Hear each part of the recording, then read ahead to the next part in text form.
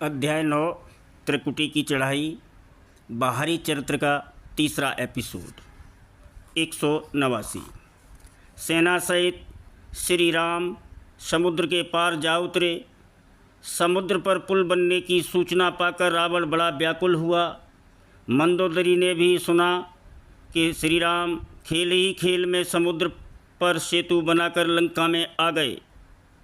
तब वह अत्यंत नम्र वाणी में बोली कि हे नाथ, श्री राम के चरण कमलों में मस्तक नवाकर उनको सीता सौंप दीजिए और वन में जाकर भजन कीजिए।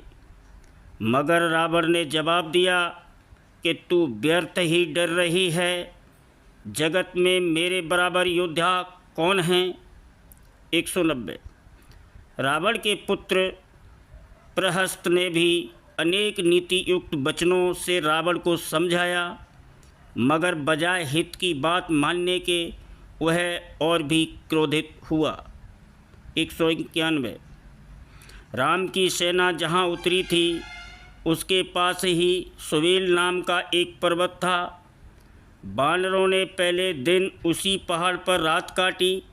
सुवेल पर्वत से लंका के सब स्थान अच्छी तरह देख पड़ते थे। वहाँ से देखभाल कर राम ने युद्ध का सारा ढंग अपने सेनापतियों को समझा दिया। 192। युद्ध आरंभ होने से पहले श्री राम ने अंगद को दूत बनाकर भेजा। अंगद ने सभा में पहुँच रावण को संबोधित किया कि मैं श्री रामचंद्र का दूत हूँ। मेरा नाम अंगद है। मेरे पिता का नाम बाली है। बाली की बात तो तुमको अब भी याद होगी। रामचंद्र ने मुझे ये कहने के लिए भेजा है कि तुम या तो सीता को अभी लौटा दो या किले से बाहर निकलकर मैदान में कमर बांधकर लड़ो। बाली का नाम सुनकर रावण पहले सकुच गया, क्योंकि बाली ने एक बार रावण को इस तरह नीचा दिखाया था कि जब वह सबको मारकर त्रिलोकी जीतकर बड़े घमंड में घूमा करता था। एक दिन उसने देखा कि समुद्र के किनारे बाली आंखें बंद कर संध्या कर रहा है। उसने समझा कि आंखें मूंद कर बैठा है, मुझे देख न सकेगा। झट उसके पीछे जाकर लिपट गया। उसने भरकस जोर लगाया, पर बाली को अपनी जगह से हिला तक नहीं सका। तब बाली ने संध्या करके रावण को पकड़कर अपनी बगल में दबा लिया। बाली पूर्व पश्चिम उत्तर दक्षिण चारों ओर समुद्र के किनारे बैठकर 4 बार संध्या करता था। अभी उसने एक ही बार संध्या कर पाई थी, इसलिए रावण को बगल में दाबे ही दाबे उसने बाकी तीनों संध्याएं कीं। इधर बगल में दबाव के कारण रावण की बुरी हालत थी। 193। अंगद ने जब कहा कि बाली की बात तो अभी न भूले होंगे, तो रावण को गुस्सा चढ़ाया। जब रावण ने रामचंद्र की निंदा की, तब अंगद जोर से कटकटाया और तमक कर अपने दोनों भुजदंड जमीन पर ऐसे जोर से मारे कि पृथ्वी डगमगाने लगी। रावण गिरते गिरते संभला, पर उसके अत्यंत सुंदर मुकुट पृथ्वी पर गिर पड़े। उनमें से कुछ मुकुट तो लेकर रावण ने अपने मस्तक पर रख लिए और कुछ अंगद ने रामचंद्र के पास फेंक दिए। इस पर भी जब रावण ने अंट संट बोलना बंद न किया, तो अंगद ने बीच सभा में अपना पांव टेक दिया और कहा कि अगर तू मेरा पांव हटा दे तो रामचंद्र लौट जाएंगे और मैं सीता को हार जाऊंगा। रावण के सब योद्धाओं ने जोर लगाया, मगर किसी से पांव न हटा। तब रावण स्वयं उठा। उस पर अंगद ने कहा कि मेरा पांव पकड़ने से तेरा उद्धार नहीं होगा। श्री राम के पांव क्यों नहीं पकड़ता। यह सुनते ही रावण शर्मा कर लौट पड़ा। 194। इसके पीछे दोनों दलों में भयंकर युद्ध छिड़ गया। सुग्रीव, जाम्बान और विभीषण ने वानरी दल की 4 टोलियां बनाईं और उनमें यथा योग्य सेनापति चुन लिए। लंका को चारों ओर से घेर लिया। भारी कोलाहल मच गया। 195। हनुमान ने मेघनाथ का रथ तोड़ दिया, सारथी को मार डाला और उसकी छाती में लात मारी। अंगद और हनुमान दोनों किले के भीतर घुस गए।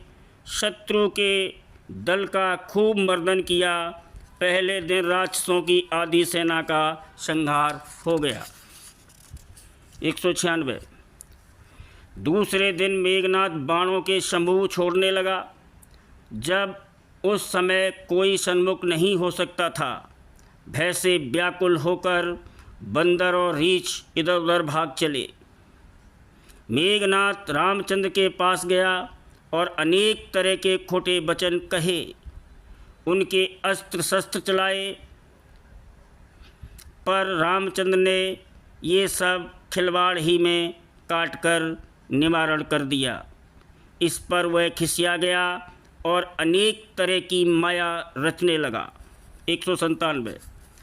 फिर लक्ष्मण ने धनुष बाण लेकर अनेक प्रहार के प्रहार किए, जिनसे मेघनाथ प्राणावशेष हो गया। उसने अपने मन में अनुमान किया कि अब मैं संकट में हूँ। यह सोचकर उसने वीर घातनी शक्ति छोड़ी, जो लक्ष्मण की छाती में जा लगी और वह मूर्छित हो गए। 198। रामचंद्र ने बड़ा दुख माना। जाम्बान ने कहा कि लंका में एक सुशेल वैद्य रहता है, उसको लेने के लिए किसी को भेजना चाहिए। तब हनुमान छोटा रूप धरकर लंका में गए और बात की बात में वैद्य को घर समेत उठा लाए। उसने पर्वत तथा औषधि का नाम बतलाया, जिसे हनुमान लेने चले। वहाँ जाकर पर्वत देखा तो सही, पर औषधि नहीं पहचान पाए। तो हनुमान ने उस पर्वत को उखाड़ लिया। पर्वत को लिए रात ही रात आकाश मार्ग से दौड़े और अयोध्यापुरी के ऊपर पहुँचे। भरत ने कोई विशाल राक्षस अनुमान करके एक बाण मार दिया, जिससे मूर्छित होकर राम राम कहते हुए हनुमान गिर पड़े। राम नाम सुनकर भरत दौड़े और हनुमान के पास आए। हनुमान ने संक्षेप में सब समाचार सुनाया। 199। वहाँ लंका में रामचंद्र लक्ष्मण को देखकर मनुष्यों के भावों का अनुसरण करते हुए विलाप करने लगे।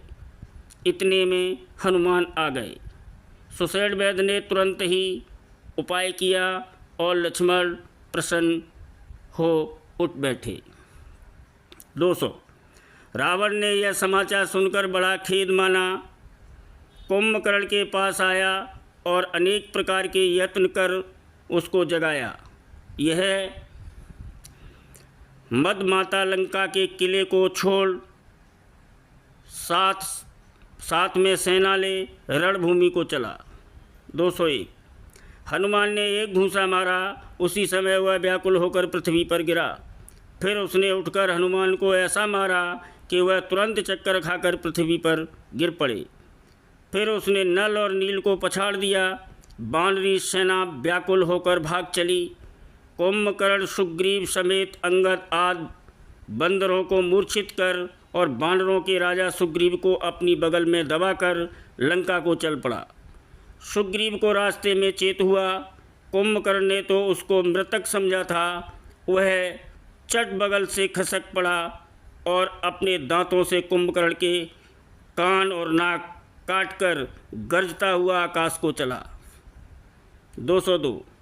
मेरे नाक कान काटे गए, इस बात को जी मैं समझकर कुंभकर्ण मन में गिलानी करता हुआ क्रोध में भरकर रास्ते ही से लौट पड़ा। कुंभकर्ण रण में ऐसा लड़ा गोया वह सारे जगत को खा जाएगा। तब श्री राम शत्रु दल का मर्दन करने चले। उन्होंने पहले धनुष का टंकार शब्द किया उसको सुनते ही शत्रु दल बहरा हो गया। फिर वह आगे बढ़े, कुंभकर्ण की भुजाएं काट डालीं, फिर एक तीक्ष्ण बाण लिया और उससे उसका मस्तक काट धड़ से अलग कर दिया। उसके धड़ के भी 2 टुकड़े कर दिए। कुंभकर्ण का तेज श्री राम में समा गया। 203। दूसरे दिन फिर मेघनाथ रणभूमि में आया और आकाश में युद्ध करने लगा। सभी वानरों को व्याकुल कर दिया। फिर वह श्री राम से लड़ने लगा। वह जिन बाणों को छोड़ता था वे नाग बनकर जा लगते थे। युद्ध की शोभा के लिए श्री राम ने आप ही अपने को बांध लिया। मेघनाथ ने जामवान पर एक त्रिशूल चलाया। जामवान उसी त्रिशूल को पकड़कर झपटा और मेघनाथ की छाती में मार दिया। यह चक्कर खाकर धरती पर गिर पड़ा। जामवान ने उसके पांव पकड़ घुमाकर धरती पर पछाड़ दिया और फिर लंका में फेंक दिया। 204। वहाँ गरुड़ आ गए और उन माया रचित सांपों के झुंड को खा गए। उसी समय सबकी माया दूर हो गई और वानर प्रसन्न हो गए। 205। इधर जब मेघनाथ को चेत आया, वह बड़ा शर्मिंदा हुआ और अजय यज्ञ करने के लिए गुफा में गया। विभीषण ने इस बात की खबर श्री राम को दी। लक्ष्मण उसका यज्ञ विध्वंस करने चले। उनके साथ अंगद, नल, नील और हनुमान थे। लक्ष्मण ने एक बाण छोड़ा जो मेघनाथ की छाती में लगा और वह मर गया।